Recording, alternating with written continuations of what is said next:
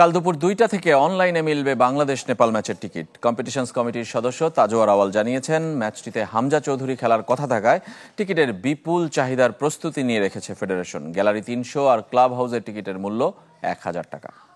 বসুন্ধরা ডায়াপেন্ট এখন আরো উন্নত। এই hot air through top sheet দ্রুত শোষণ করে সোনামণিকে দেয় কোমল অনুভূতি। আমাদের যে নেপাল বাংলাদেশের যে ফ্রেন্ডলিটা আছে, এখানে ডেফিনেটলি হামজা আসছেন, শামেদ মেবি চলে আসবে, আমি ঠিক শিওর না, বাট ও কেনেডিয়ান প্রিমিয়ার লিগে ফাইনাল খেলবে মনে হয় আমাদের 10 তারিখ সকালে, ওদের মনে হয় 9 তারিখ দুপুরে বা বিকালে। ওই খেলার পরে যদি আউটকাম ভালো হয় বা যেটাই হয়, ও যদি পারে ট্রাভেল করতে, মোস্ট করে চলে আসবে। সো ফুল স্কোয়াডই থাকবে নেপালের বিরুদ্ধে। সো আমি আশা রাখি যে দর্শকদের জন্য একটা ভালো খেলা হবে। নেপাল খেলার জন্য আমরা প্রস্তুতি নিচ্ছি। আমাদের ওখানে একটা আর্চারির ইভেন্ট হচ্ছে, ওখানে আর্চারি আমাদেরকে 12 তারিখে স্টেডিয়াম বুঝা দিবে। আমরা 12 তারিখ রাতের থেকে গুছায় যতটুকু পারি স্টেডিয়ামটাকে রেডি করে ফেলবো খেলার জন্য, ফ্রেন্ডলিটার জন্য। তারপরে ফ্রেন্ডলি পরে তো আমাদের ইন্ডিয়া খেলা আছে, ইন্ডিয়া খেলা 18 তারিখে। ইন্ডিয়া খেলার জন্য আমরা প্রিপারেশন নিচ্ছি। আমাদের ইউআই তো আগে থেকে ছিল, যে ইভেন্ট কোম্পানি এবং সিকিউরিটি এবং হসপিটালিটি পার্টনার যেটা ছিল, ওনাদের সাথে এখনও কাজ হচ্ছে। ওনারা নতুন স্পন্সর খুঁজছেন, ওনারা নতুন আইডিয়া নিয়ে আসছেন কীভাবে আরও একটু ইমপ্রুভ করা যায় গত খেলার থেকে। প্রত্যেক খেলা একটা প্রস্তুতি মিশন।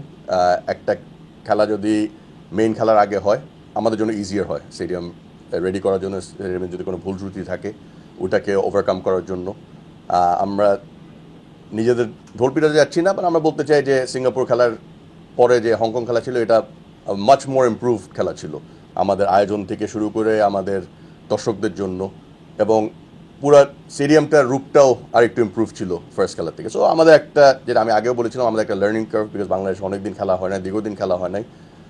বাট আমরা পিচও রেডি করে ফেলেছিলাম টাইম মতন, স্টেডিয়ামও রেডি ছিল, গ্যালারিও রেডি ছিল। আমার মনে হয় দর্শকরা আরেকটু কমফর্টেবলভাবে খেলা দেখতে পেরেছে সেকেন্ড খেলায়। এই আগামী খেলাতে আরও ভালো, আরও উন্নত মানের স্টেডিয়াম দিতে যাবো ওনাদেরকে, ইন দ্য সেন্স যে ফেসিলিটিগুলো একটু ইমপ্রুভ করে দিতে যাবো, বেসিক, যেন দর্শকরা এসে আগে আসলেও যেন মানে নিজেদেরকে এন্টারটেইন করে রাখতে পারে 2-3 ঘন্টা। আমি বিশ্বাস করি আমাদের যে খেলা হয়েছে, গত 2 খেলা বা 3 খেলা বলতে পারেন, ভুটান খেলা থেকে শুরু করে, একটা আয় আসছে বাফুফে, যেটা অতীতে জীবনে আমরা দেখি নাই।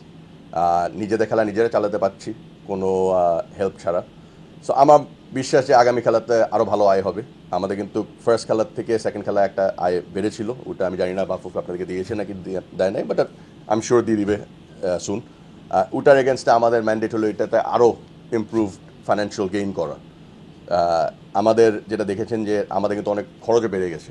টিম মানে বাফুফ থেকে কিন্তু মহিলা দল যাচ্ছে কোনো ক্যাম্প করতে কোনোখানে, বা কোনো একটা ফ্রেন্ডলি খেলতে কোনো দেশে, এবং আমরা কিন্তু বাংলাদেশে খেলার পরে আমাদের পরের দিনে চলে যেতে হয়েছে হংকংয়ে। সো ওখানে একটা ইনভেস্টমেন্ট ছিল বাংলাদেশ ফুটবল ফেডারেশনের।